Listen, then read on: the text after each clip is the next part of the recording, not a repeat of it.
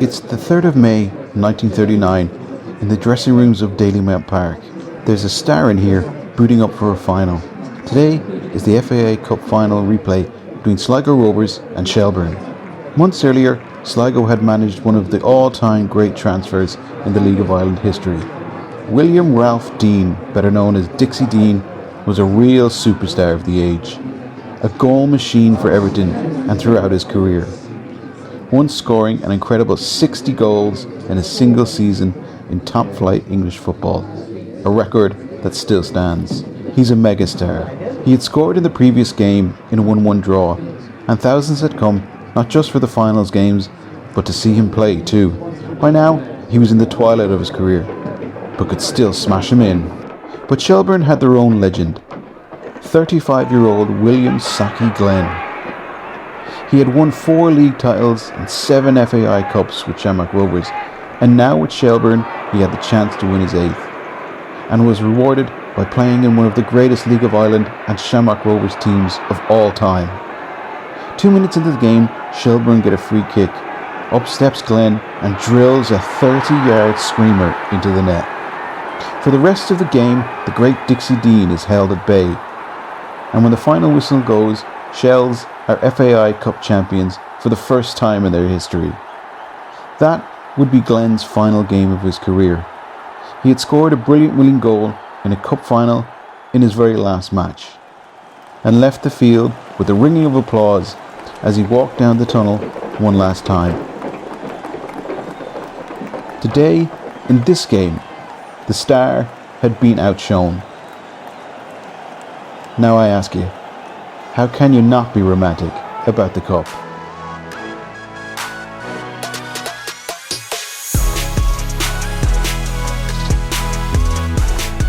Hello and welcome to this week's Green Shoots, a history of Irish football with me, Kehlan, along with Gary Spain. Don't forget you can support us on Patreon for just €5 a month, where we put that money back into the podcast to get more ears listening to us. Just go to patreon.com/Green Shoots Podcast. That's patreon.com Green Shoots Podcast. And please share the podcast on your socials and WhatsApp and spread the word about Green Shoots. So let's get down to this week's show. So I suppose, Gary, in our last episode, we kind of brought us up to about 1932, 1933-ish for international and League of Ireland as well. It was, I suppose, that kind of extraordinary history-making time international-wise as well. You know, we were a fledgling nation bringing ourselves along on that football journey too. So I suppose maybe outline to us a little bit, where do we find ourselves now, I suppose, in the, the kind of the early to mid-ish kind of 30s? Yeah, so as we said, we kind of just stopped off there in 1933. So just as a reminder, the Football Association of Ireland was formed in 1921 when the Leinster FA broke away from the Irish Football Association. So 12 years on, I think the league had very much been established. The FAI Cup was ongoing. We were regularly playing interleague games, and we were playing international football at that stage. We'd already notched up 3 wins over Belgium. We'd gone to Amsterdam and beaten the Dutch. We'd drawn with Spain and Barcelona. We'd had some pretty impressive results. We'd also taken a hammering from Spain. And I suppose there's a couple of things to mention about 1933. The first one is that Shamrock Rovers completed an incredible record. They become the first club to win 5 FAI Cups in a row. So they won 5 FAI Cups. It's only been beaten once, and the only team to beat it was, of course, Shamrock Rovers, who won 6 in the 60s. But it is quite an achievement, because the FAI Cup hasn't been retained too often either. I think the next club to retain the FAI Cup, apart from Shamrock Rovers, was Cork Hibernians into 1972 and 73. I'm pretty sure on that, but I might need to check it. And it hasn't been retained too often. Now, Shamrock Rovers, they've won 25 FAI Cups, but that team from 29 to 33 was a pretty special team. And did that communicate into their league form as well? Was how were they in the league champions, or was that still other major Dublin clubs? No, so they did win league titles in that period. The other Dublin clubs were also competitive in that period, but Shamrock Rovers did win titles. So I mean, Bohs, as I'd said in the last podcast, had won pretty much everything in 27-28. Shelbourne then won the league and Bohs took it off them. Shells won the league again in 31. In 1932, Rovers completed a double. So that was the only double they managed in the 5 seasons. But they were quite close as well. They were runners-up in the league in 1933. The league, it's also a pretty significant league title as well, because it was the first time provincial club won the league. So all the league titles from 1922 had been won by Dublin clubs. But in 1933, Dundalk won the league for the first time, and they became the first provincial side to win the league. And they won it by a whopping 5 points. It wasn't even close. And that was quite an incredible achievement by them. Sligo Rovers... sorry, just to interrupt, because I know you're going to move on to Sligo Rovers as well there, but I just wanted to kind of say, is the 30s I suppose the growing of the game outside of Dublin? We see a more competitive kind of landscape with teams in, like Sligo and Dundalk. These kind of things begin to emerge where they become competitive now against the bigger Dublin clubs. Yeah, absolutely. I mean, we talked the last time about the provincial teams winning the cup. So Athlone Town won the cup in 24, Fortsons won it in 26. But what we had after that, Athlone Town unfortunately left the league and didn't return until 1969. But the likes of Dundalk in 1926, Waterford, I think, in 1930, Sligo Rovers, they all joined the League of Ireland, and it became more provincial league. We also had a club in Bray, by the way, Bray Unknowns, and I appreciate the fact that Bray is County Wicklow, and although it can be considered part of the greater Dublin area, is also a provincial side. We'll leave that discussion they'll for argue another that day. To the house come home, I'll tell you that. But certainly the likes of Dundalk winning the league in 1933 was hugely significant, because prior to that it had been the Shamrock Rovers, the Shelbournes, the Bohemians, St James's Gate. The league title hadn't left Dublin, and it was the Dublin clubs dominating issues. Now, I should point out the previous season when Shamrock Rovers had done the double, the next 3 in the league table were Cork, Waterford and Dundalk. So they were being pushed by provincial sides. But the bigger Dublin clubs prior to 1933 had won the league every season. So I think 1933 on the domestic side was a huge deal with Dundalk winning the league. Now, it didn't last long. Bohemians took the title off them the following year. Dolphin won it. We talked about Dolphin the last time, but they won the league in 1935, and Bohemians won it again in 1936. So it was still, there was a strong Dublin dominance, and you could argue that it's still there to this day, with periods. Obviously, Dundalk have been an incredibly successful club over the years, but the most successful clubs have been the Dublin clubs, and of course Shamrock Rovers in particular. But it's the growth of that competitiveness, though, isn't it? And I suppose the growth. Am I right in saying the growth in kind of the junior leagues as well? Yeah, I mean, football had been growing throughout the country at that stage. I mean, it was being played pretty much everywhere. So there was junior clubs being formed, etc. You had League of Ireland clubs in Cork, Dundalk, Waterford, and Sligo at that stage. Limerick had still to join the league. But the game was growing, and Limerick had a thriving junior scene at the time. So football was definitely growing. We can go on and talk about the national team was certainly improving, making its mark on the world stage as well. The interleague games were hugely prestigious at the time. They were very important, and they meant a lot to people as well. They don't exist anymore. So I think younger people may not even know about them, but Yeah, just they explain were to us hugely what are interleague fixtures? What competitions? What are they? so so what used to happen in those days was a side would be picked representing the League of Ireland. So you didn't have to actually be Irish. If you were English or Scottish and playing in the League of Ireland, you could represent the League of Ireland. And they played against the Irish League, the Scottish League, the English League, or the Football League as they were known, and the Welsh League. And actually into the 1950s, they played a German team as well from the Hessian League, or from the Frankfurt 11 as they were probably known. But so these were hugely prestigious games. It was a big deal to be picked for the interleague. It showed you were among the best players in the league, and these were hugely significant. They drew huge crowds, and they were a big deal.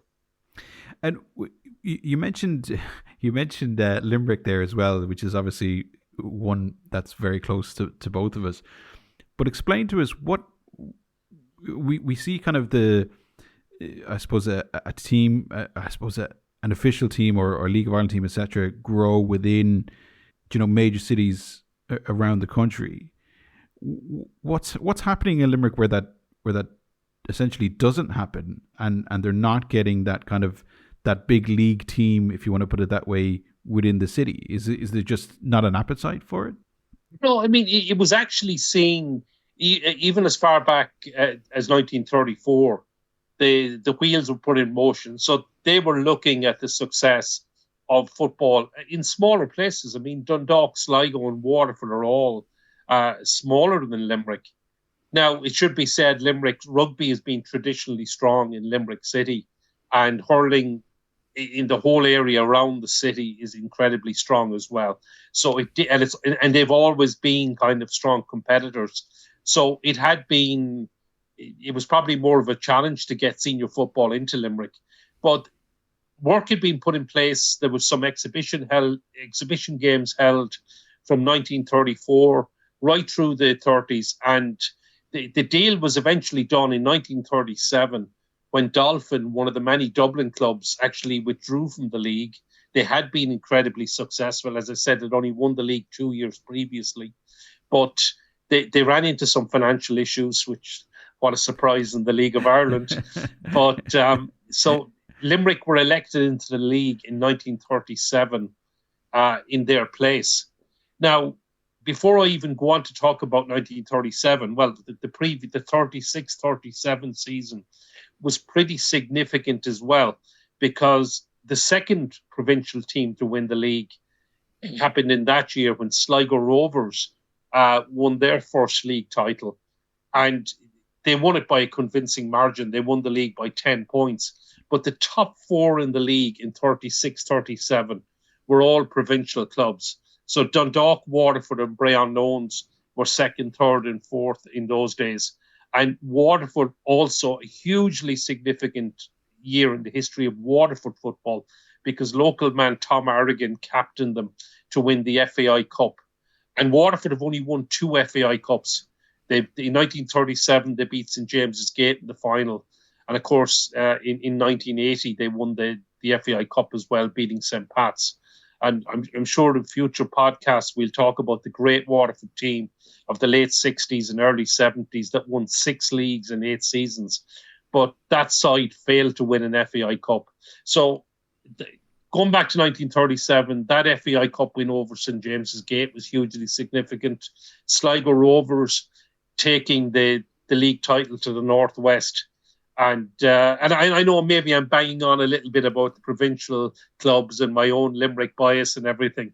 I have to point out the Dublin clubs were normally the ones winning the trophies, but I think it is significant in the history of football and in the history of spreading football around the country that to see these provincial teams winning trophies. Waterford actually won the Shield that season as well, so it was a clean sweep of the major trophies. for the provinces. What do we know about that Sligo team? I mean, I suppose where did the kind of was it a big investment that brings it together? Is it, how do they manage to kind of break this kind of stranglehold of Dublin clubs and manage to do this? What was in the DNA of the club at the time that made that happen? Well, I mean, I suppose the first thing to point out is Sligo's always been a football town. There's a huge tradition there. It really is, in the town itself, it's the only sport. And it's also, which is great to see, it's not Manchester United or Liverpool they support. It's Rovers. It's the Bit of Red. It's their own team. And they're hugely passionate about their team, their sport. And they've had many, many lean years in Sligo. But boy, do they know how to win trophies, and when they do, they know how to celebrate as well. So they were actually full-time. They had a lot of full-time players in those days. Waterford were full-time as well. And I mean, I think in many ways that was the only way to compete with the Dublin clubs. It would have been very difficult in 1937 to win the league with local players in Sligo, or to win the cup with local players in Waterford. So Waterford did have some local players. They also had the best of Cork players as well at the time. They were bringing players in from England and Scotland and from north of the border as well. So it was, I suppose, a professional setup. There would have been a lot of fundraising involved in those days. There still is in Sligo. And it should go on to talk about, I mean, Sligo won the league in 1937. They went on to reach the cup final in 1939 in one of the most famous cup finals of all. And it's probably, or rather unkindly, known as the Dixie Dean Cup final because, well, I mean, if you go back to the 1930s and the 1920s... I got to ask the question. Sorry, give us an introduction to Dixie Dean, because he's quite the footballer. He's a megastar at the time. Dixie Dean was a megastar. Dixie Dean scored 60 goals. That's 60 goals in a top flight season. You can talk about your Erling Haalands and your Ronaldos and whoever else. Nobody has come even close to that. No. He was a superstar. He was a megastar. Now, by 1939, he was near the end of his days. He'd left Everton. He had joined Notts County. He had finished with Notts County. But he was still a huge draw, and Sligo Rovers signed him in the spring of 1939. They signed him for the Cup, which was actually quite common in those days. And when I say in those days, I remember right into the 70s and 80s when I was following Limerick in the Markets Field. We'd always maybe hope to sign somebody for the Cup, or maybe bring somebody in from England. The league might already be beyond us, but you kind of always have a bit of a dream. You could get a bit of a cup run and you sign somebody. So Sligo signed Dixie Dean. I think that's technically, is that not a ringer?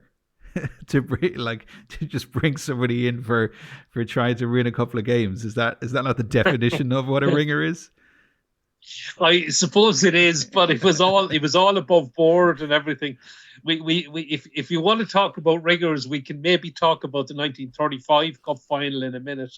But I'm intrigued now. I'm intrigued. Let's stick to Dixie Dean in 1939. So he was signed. He was obviously a huge attraction. I mean, think signing Ronaldo, signing Erling Haaland, maybe at the end of their days, but they were a huge name.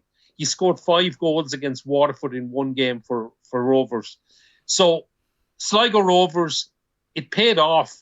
Now they were paying him good money, but they got it back in the gates. They were playing to full houses. They got to the FAI Cup final against Shelbourne and against Val Harris's Shelbourne. We talked about Val Harris in the first podcast. A legend of Shelbourne, of Irish football.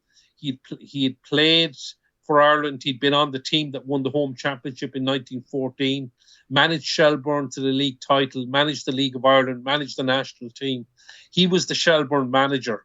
And the reason I think is probably unfair, Dixie Dean scored in the cup final. It finished in a 1-1 draw.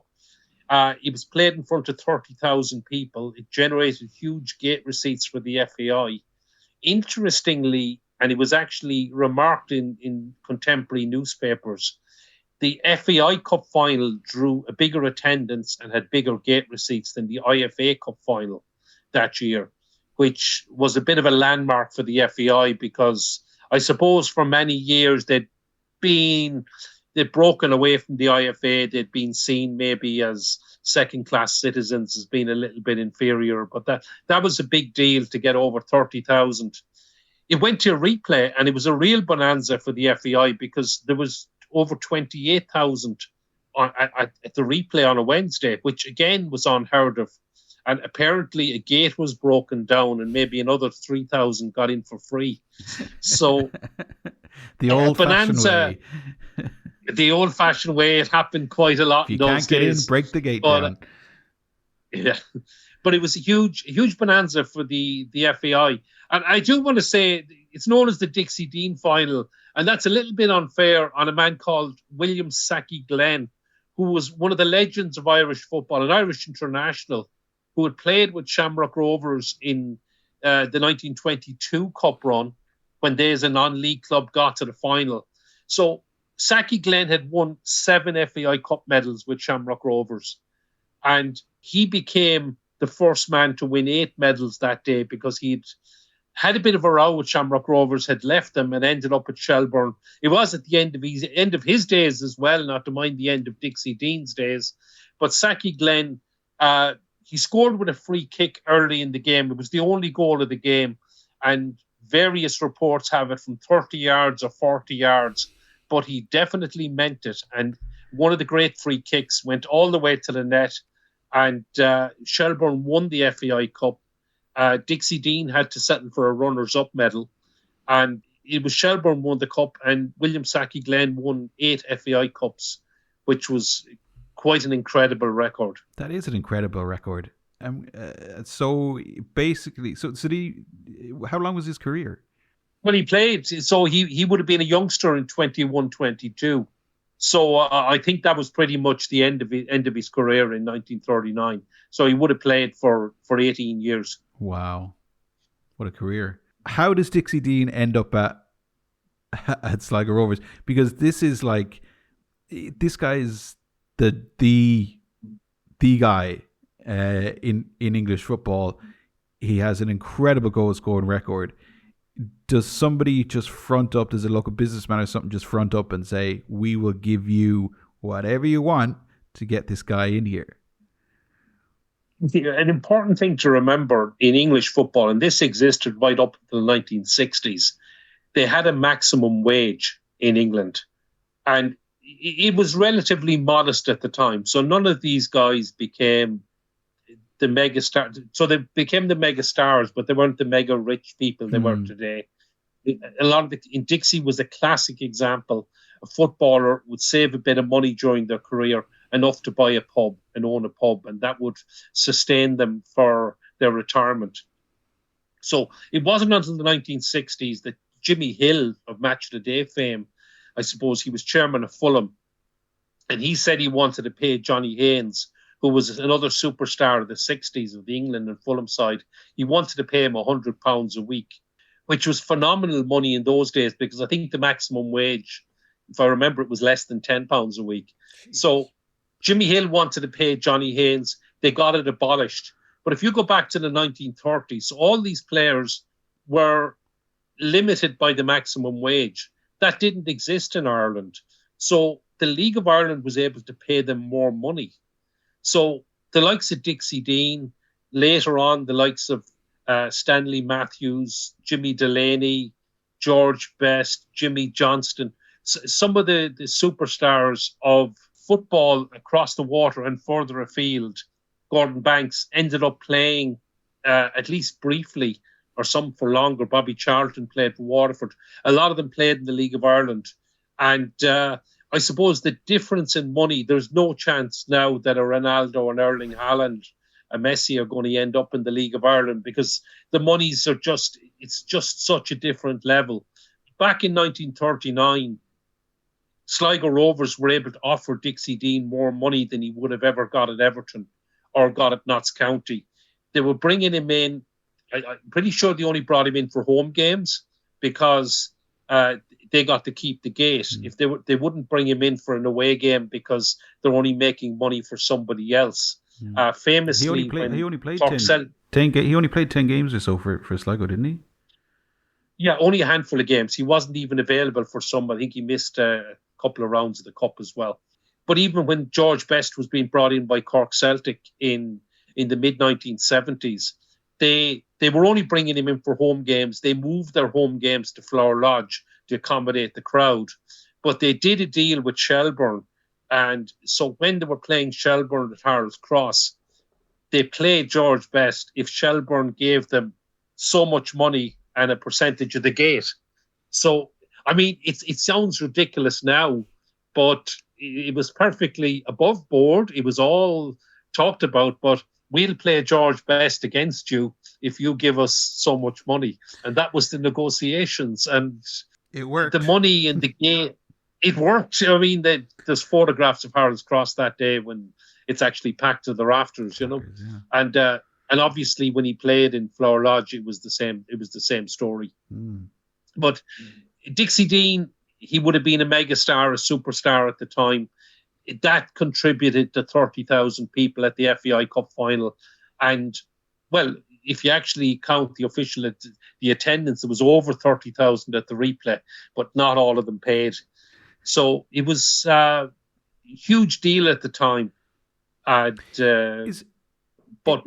Sorry, just because just to raise the question with you, was there at the time, I suppose, an Irish equivalent in the 30s? Is there a superstar of the game that everybody knows, that that everybody wants to play against, et cetera, et cetera? Is there that person within the league within the 30s that is that kind of icon, an Irish player? So there would have been a few players. I mean, that Shamrock Rovers club team had the great Paddy Moore, who I'll go on to talk about from the national team in that period. But Paddy Moore would have been an icon, a superstar. He got transferred across to Aberdeen in 1932.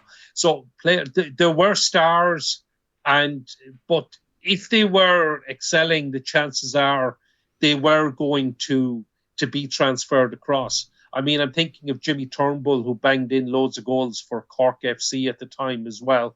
Probably off the top of my head, I'm forgetting some as well. But there were the great Jimmy Dunn, but he would already have left Shamrock Rovers as well. And he didn't. He came back in the late 1930s. So Shamrock Rovers won. I talked about the FAI Cups there. Shamrock Rovers, after Sligo Rovers won the league, Shamrock Rovers won the league for a couple of times. I don't mean to play down the incredible achievements of Shamrock Rovers winning so many titles. Jimmy Dunn coming back was a huge influence in Rovers winning those trophies. So he was a true superstar of the national team. And his goal scoring was absolutely incredible. Part of the great Arsenal team that Herbert Chapman's Arsenal of the 1930s that won 3 league titles in a row. Oh wow, did not know that, because Herbert Chapman is considered, I suppose, that one of the the godfathers of tactics, really, isn't he? Who changes the game, yeah. And that's how the Arsenal team comes. And he was playing for him. So he played for he won at least one of those league titles, won a charity shield as well. So he was part of that side. He was with Sheffield United as well, who were a decent team at the time as well. Extraordinary. And I suppose to kind of go back a bit there, we mentioned you mentioned the 1935 Cup final as well. When we mentioned ringers, and you said, well, if you want to talk about ringers, so what's happening in 1935 Cup final that we go back to what's going on, what's happening? So in 1935, the Cup final might be remembered for one of the highest scoring finals of all time. Bohs beat Dundalk by 4-3. And wow. I don't think that was equalled until Derry played Pats there a few years ago. But Dundalk had actually defeated Shamrock Rovers on the way to the final. And Rovers objected because 2 of the players on the Dundalk side were playing under false names. And they were actually 2 top players from north of the border. Maley was one of them, and the other came from Glenavon, whose name escapes me at this point. So Dundalk were playing two ringers, and actually Maley ended up joining the club legitimately years later. But for their FAI Cup campaign, they had two players playing under false names. Shamrock Rovers couldn't prove it, and they were knocked out of the cup by Dundalk. Bohemians actually beat them in the final, so there was no objection. And they went absolute full ringer. They were like, these guys, false names, everything. Absolutely. The names, Gahan was one of the names. I can't remember the other name they played under. They were two different people, played under false names. They played in an FAI Cup final. And I suppose, fortunately for those of us who value, I don't know, whatever, ethics and the right thing happening, that Bohemians did actually beat them in the final and win the cup. But Dundalk played two ringers. It was known at the time. It wasn't proven at the time. It was subsequently proven and freely admitted afterwards by people in the club. But in the 1935 nobody say Cup sorry? Final, did nobody turn around and say, sorry, have you got a passport there? Have you got some sort of identification? Or was just that kind of thing just non-existent at the time? I think it was non-existent at the time. It was... I know it happened. I'm not going to mention the club in Limerick, but I know, let's say, in the 1980s, we were getting a train to Dublin for the Limerick team used to travel by train for an away match at the time, and a youth side that had actually defeated the Limerick team at the time were going up to play one of the crack Dublin sides. And we were wishing them the best of luck and kind of privately saying, yeah, best of luck and hope you win. And if you lose by less than 6, you're probably doing well. And we met them on the train on the way back. And if I remember rightly, actually, we lost to Shelbourne that day. But met them on the train on the way back and they'd won 3-2. Wow, that's incredible. I think it was Cherry Orchard that beat one of the top Dublin sides. And... a couple of privately admitted, we'd 6 ringers on the team. So even and there's a very famous Limerick story which I can, if I can tell, jump forward to 1975, and so Ballinanty they had a really great team in 1975. And they actually ended up winning the FAIU Cup. They defeated Wembley of Cork in the final. But in the semi-final, they'd been defeated by a team from Donegal. I can't actually, for the life of me, I can't remember the Donegal team that beat them in the semi-final. But they got word that there was a couple of ringers in the team. And Mick Crow, who's a legend, he's passed away quite a few years now, but he was a legend in the local football scene, the local pub scene, and he was a larger-than-life character in Limerick. But he'd been involved in senior football for many years. But Mick was involved in Ballinanty, so he goes up to Donegal in the week after the semi-final defeat. First, he goes to one of the families because one of the players had played for Finn Harps, which would have made them ineligible for the Youth Cup. So knocks on the door and says, I'm a scout for Arsenal. And he had seen your little Johnny playing on Sunday in the semi-final, and he wants to send him over on trial. And said, now really impressed with Johnny playing the Youth Cup, but is he any... Oh, Johnny played with Finn Harps earlier in the season, and they produced some evidence that Mick was able to take away with him, that little Johnny was ineligible. And one of the other players was actually over age, and Mick had got wind of that. So he dresses up as a priest, knocks on the door, says he's the new priest in the parish of another house, and manages to get the birth certs of the family and goes straight to Dublin, lodges the objection on the two players. Ballinanty win the objection, go on and win the FAI Youth Cup. So he mightn't be too popular in Donegal, but it's incredible. what an achievement. This is like espionage stuff. It's like spies. It's like Cold War thriller. Yeah. I think we could actually do a couple of podcasts on Mick Crow on their own, but an incredible... By the sounds of it, it would be quite entertaining, I would imagine. It would be very entertaining, and that's only the ones we could probably talk about. But anyway, he was an absolute legend. Do we have to start consulting lawyers on this show? Is this the way it's going to go? Solicitors. Let's maybe stop on that. but going back to 1935, Dundalk freely admitted subsequently in subsequent years the research was done, and they did play two ringers in the final. But Bohs did beat them 4-3, so Bohs got the cup. Maybe Shamrock Rovers will feel a little bit aggrieved because they tried to protest having lost to Dundalk in an earlier round. And who knows, but it certainly didn't pay off for Dundalk to win the cup anyway.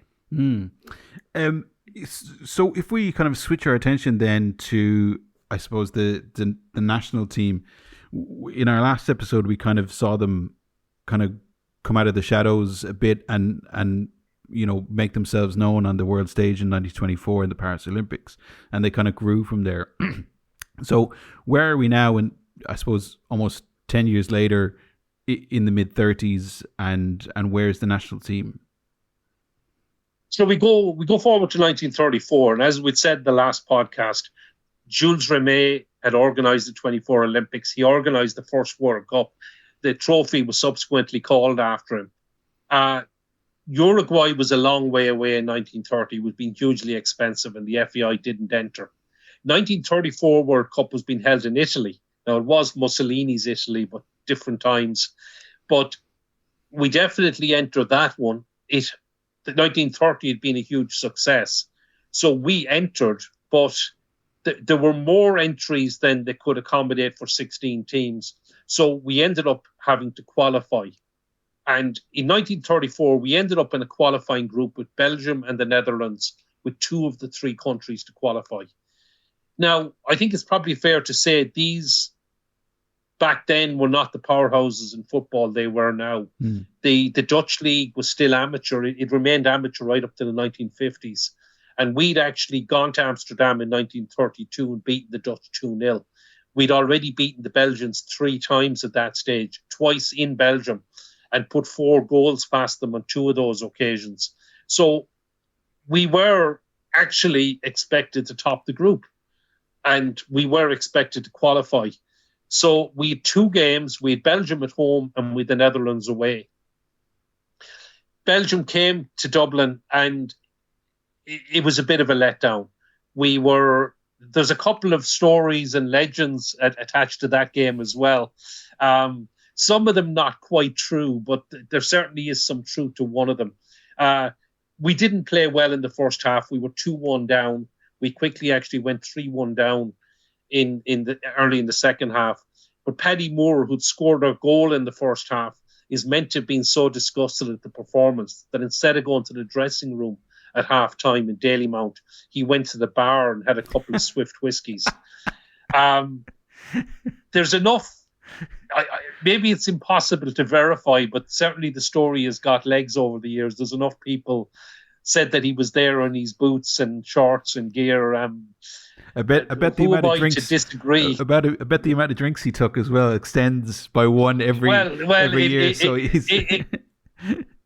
it probably does. But anyway, if he did have 1 or 2 whiskeys at halftime, it certainly worked because he scored a second half hat-trick. So we came from behind. We were 2-1 down, 3-1 down, came back to 3-all, 4-3 down, and he got the 4th goal. He got 4 goals. He became the first man ever to score 4 goals in a World Cup tie. Wow. And we ended up drawing the game 4-all. Now, it was a bit of a disappointment. We felt we should have won. We missed chances, etc. So that set up then the trip in April 1934 to Amsterdam to play the Netherlands. And maybe I probably won't do justice to how big a deal this game was. There were 40,000 people in the stadium. After the event, the Dutch produced 2 photographic souvenir 16-page A4 booklets packed with photographs and incidents. 2 different companies produced 2 different ones about the game. Wow. It was a huge deal. It was a massive game in Dutch football, in world football, with a place in the 34 World Cup at stake. We were leading 2-1 in the second half. A draw would have, as it subsequently proved, would have been enough to qualify us for the World Cup as well. The Dutch equalised midway through the second half, and they scored 3 goals in the last 12 minutes to win the tie, for them to qualify for Italy. And of course, the defeat knocked us out. It was a gut-wrenching defeat, considering we'd gone there 2 years earlier and beat them 2-0. But it was not to be. And it proved to be Italia 90 before we eventually qualified for a World Cup instead of Italia 34. And but that was notwithstanding, I suppose as well, looking through the history of it right up into 1930, there was kind of a pattern there where on a number of occasions we did come agonizingly close to going to a World Cup, but it just, for whatever reasons, it just didn't materialize. So following on from the 1934 and the efforts to qualify, we did subsequently again kind of re-establish ourselves, put in some decent performances, get some decent results. We beat Germany in 1936. We went to Budapest and drew with a Hungarian side that was to go on and reach the 1938 World Cup final. And in 1937, we went on a very impressive continental tour. We went to Switzerland first, who were quite a powerhouse in the 30s, and we beat them 1-0. And then a week later went to Paris and played France in the Stade de Colombe and beat the French 2-0. And it's the only time we've actually managed to beat France away from home. We haven't managed that since. But that was well, you hugely could argue impressive. we probably would have if Thierry Henry hadn't stepped in. But there you go. That's another podcast on its own. But anyway, Thierry's hand. Yeah. Absolutely. And one could argue that was in extra time, and we had in 90 minutes. But anyway, we'll go on. But certainly that the only official win we've ever had over France on French soil was that 2-0 win in 1937. So after those wins, our next games were actually in qualification for the 38 World Cup. It was ourselves or Norway in a straight shootout. So we played Norway home and away, with the winners going to the 1938 World Cup. And again, we were hot favourites for that. We were expected to win. And this was a particularly bad letdown because Norwegian football was pretty weak at that stage. They didn't actually qualify for another World Cup till 1994 when they actually met us. But in 1938, we went to Oslo and we were beaten 3-2, a late goal, very disappointing result. We would have expected to beat them. Still, we had them coming back to Dublin. We were expected to turn it around. We obviously needed a 2-goal win at this stage. And unfortunately, we couldn't do it. We drew 3-3, conceded some bad goals. And it was Norway who went to the World Cup and we stayed at home. And that World Cup was in France. So it would have been very close. It would have been a huge deal in those days for us to have qualified for the World Cup. And I think both 34 and 38 are ones that got away, considering we had so many impressive international results during that period. And as I said, the win over Germany, the win away to France, away to Switzerland, etc. Is there any accounts of perhaps why that is? Because it sounds kind of a bit like we were pretty good, but we just kind of bottled it a little bit when the pressure was on. Is that unfair? Yeah, I don't know if it's bottled it. I mean, it was different times and the preparations wouldn't have been as good. But certainly the newspaper reports, particularly of the Norway games, would have been pretty scathing. They were games we should have won. We should have qualified. Maybe with hindsight, Belgium and the Netherlands were probably a bit better. We took them for granted, and maybe they upped their game because of the World Cup was at stake as well. And in reality, the Dutch game only got away from us in the last few minutes in Amsterdam, and they were being roared on by a 40,000 crowd, which certainly would have had its impact and would have made a big difference in those days. I suppose I went on. I mean, the Czechoslovakia team that got to the 34 final, we drew away to them as well. The Hungary team that got to the 38 final, they came to Cork in 1939, the first ever home international outside of Dublin, and we drew with them in the Mardyke. So we were competitive with some of the best teams in Europe, but when it came to actually getting over the line and even qualifying for the tournaments, we definitely fell short in 1934 and 1938.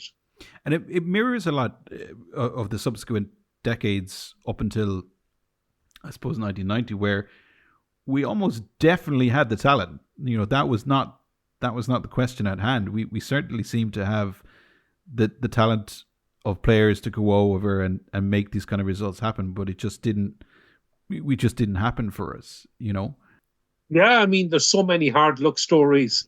I'm sure we'll go on and talk about them in qualifying for major tournaments. I should go on and mention a couple of more things about the 1930s. And one of the things was a dispute which seems to be of the FAI's making with the IFA. So obviously we broke away from the IFA and we mended fences a bit. They came to Dublin. We played interleague games in 1926, 27. We played regularly until 1930. And I'm not exactly clear on this, and I have done some research. There was a falling out, and the FAI refused to allow our clubs to play against Irish League clubs in friendlies. A lot of these matches had happened up until 1930. And the interleague games also stopped at that time. And somewhere in 1937, the bridges were mended. And I suppose the person I think had a major influence in this, because the newspapers have always been a bit sketchy on this. It's a gentleman by the name of Toby Mercer, who had actually played for Ireland back at the turn of the century.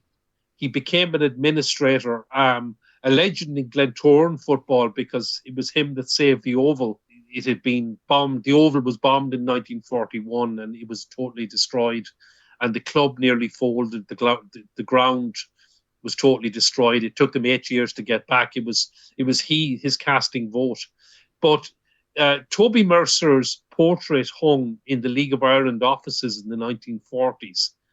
And from the best I can research and find out, he is probably one of the main men that actually built the bridges with Dublin and got the clubs playing matches again. It certainly was huge. I know Dundalk were actually quoted in 1937 as saying it was huge for them to be able to play their friendly matches against the likes of Portadown, Glenavon, Distillery, etc. Being a border club, there would have been a lot of players going back and forth across the border.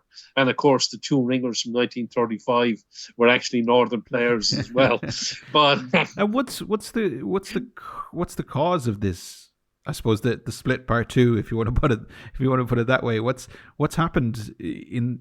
Did somebody say something? Was there a fixture problem? Why? No, it's I can't really get to the bottom of it. What it is, it seems to have been on the FAI side, because the IFA welcomed the decision by the FAI to allow the clubs to play, and there was certainly stuff saying we always wanted our clubs to play.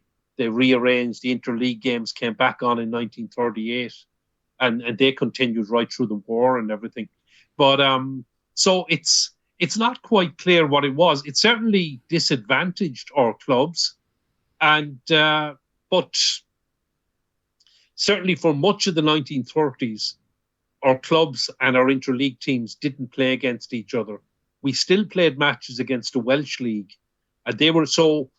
we played the Irish League and the Welsh League in the 1920s. We only had games at an interleague level against the Welsh League in the 30s. And then famously in 1939, which is one of the great days in Irish football, but one of the forgotten days of Irish football, in the Scottish League came to Dublin for the first time on St. Patrick's Day in 1939. And it was a star-studded Scottish side. They were valued at £100,000, which was a phenomenal amount of money in those days. Wow. And there is a legend, which I can't quite verify, that the Scottish manager had told the players not to embarrass the host too much and not to score more than 13. But now maybe that's got a bit embellished over time. But on a very famous day for Irish football, the League of Ireland defeated the Scottish League by 2-1. Yeah. And a man who was a key man in the Shelbourne winning the cup and playing in the replay was a winger by the name of Tom Priestley, who was also a key player on that League of Ireland side. Incidentally, for someone who played in the League of Ireland at that stage, he was a very religious man and he refused to play on a Sunday. So he could only play in the FAI Cup final replay because it was on a Wednesday. And the interleague game was played on St. Patrick's Day 1939, which actually wasn't a Sunday. I think if I remember correctly, the Hungary game was played the following Sunday in Cork, which was around the 19th of March or so. And it's also probably fair to say there was a bigger crowd, and even drawing with the team that had reached the World Cup final a year earlier was not as big a deal as beating the Scottish League 2-1 in Dalymount Park that day. So that win was a huge deal. It was a huge boost for Irish football. Particularly, it was the first Scottish visit to Dublin. The national team wouldn't come until 1961, and although we did play them regularly at interleague level after World War II. And is this the significance of that result? Is that celebrated at the time as well? Is this are people like, this is huge, let's have a party? Absolutely. There was wild celebrations in Dalymount Park that day. It was considered a huge win. It got fantastic press, and it was a hugely significant day. I mean, it was a very prestigious game. It was a huge deal to be picked for the League of Ireland. It was a big deal to be picked for the Scottish League in those days as well. And I mean, remember, the Scottish League would have seen itself probably, maybe they would have seen themselves on a par with the Football League as it was at the time. And the Scottish national team would certainly have considered themselves on a par, if not better than the England team. So this was a huge deal. To actually beat that side was a pretty big deal. Just a question on similar lines. The manager for the League of Ireland 11 and Scottish 11, etc. Who is that? Is that picked by the governing boards, or is it like, I suppose, the manager of the winning league team gets to be manager? How did that? Who was the manager, and how did they decide who the managers of these sides who would be? Okay, so just to explain, in those days, the team was picked by selectors. Okay. So there would have been a selection committee of 3 or 5 who would have sat down to pick the team, and they would have got a coach or a trainer to manage the team. I actually don't know who was the manager in 39 against the Scottish League. I'd have to look that one up. No, it's just interesting. The manager wouldn't have been that big a deal, I suppose, in that they wouldn't have any say on who played. They just had to cope with whatever players they were given. I wanted to ask you 2 questions as well before we wrap up. One, I suppose, was, this is, of course, the decade of the Great Depression in the United States as well. There's I suppose, an economic shockwave that kind of envelops the world. Does the League of Ireland get caught up on that, because there's company teams as well? Certainly, Ireland in the 1930s was still very poor. I mean, we were largely dependent on agriculture. The country was still, I suppose, well behind. But having said that, in football terms, I talked about we had full-time teams. I think the wages in Waterford, they were getting £3 a week in 1937. A couple of the star players, O'Keefe from Cork, was on £4 a week. But that was quite a lot of money in the 1930s to be a full-time professional footballer. So there was some money around, and there were certainly huge crowds going to the games. But football was quite cheap to attend. It was only a couple of pence to go to games. And I suppose the country, Ireland as a country, took a long time to develop. Immigration would still have been high. I mean, that went right through into the 40s, into the 50s. It was really only in the 60s and the Sean Lemass government that kind of transformed this state and I suppose brought levels of prosperity that we would know today to the country. So it was very different times. There would have been a lot of poverty in the country, but having said that, football was incredibly strong, and there was a number of full-time professional footballers. I wanted to ask you as well, because we're moved now into the kind of the late 30s as well. The spectre of World War II rears its head in the late 30s. You've got fascism, of course, across Europe. You got Germany, Italy, Spain, Franco Spain as well. So is there an awareness, I suppose, in the late 30s in international football that there's a spectre kind of overreaching everybody at the time, or is that, I suppose, does that come later as World War II actually really kicks off? No, there is an awareness. I think you would be wrong to say there wasn't. And I mean, so we actually visit. So we famously beat Germany in 1936, and I suppose the FEI do get some criticism because the program cover actually has the swastika on the cover. But if you actually look at program covers from that period, we also had the Swiss flag. We had the national flags on the covers of the program. So it wasn't as such. But we did visit Germany. We went to Dortmund in 1935 and went to Bremen actually in 1939. And the Irish team were famously asked to give the fascist salute before the game. And Jimmy Dunne actually famously refused, which was quite a brave thing to do in 1930s Germany. Jimmy Dunne would have been a very staunch Republican. I talked about him as being one of the great footballers. He was also, he had very strong Republican views. I suppose there was a lot of Irish Republicans would have gone to Spain in the 1930s to fight against Franco. Against Franco, yeah, that's right. Yeah. And they would have obviously been opposed to Hitler and Mussolini, etc. I know you can go on and talk. Subsequently, Irish Republicans sided with Hitler during World War II, but that's maybe another story and maybe for a totally different podcast. But certainly, Jimmy Dunne very bravely refused to give the fascist salute in Germany and it would be very hard to blame his teammates for doing it because in those times you didn't know what would happen. But Europe was very different. I mean, Italy won the 34 and 38 World Cups. That's right, yeah. They were seen as being a triumph for Mussolini's Italy. They had hosted the 34 World Cup. They had gone to France in 38 and won it as well. Germany actually had already incorporated a lot of the Austrian Wunder team of the early 30s into the Germany side that played in the late 1930s into the 1940s.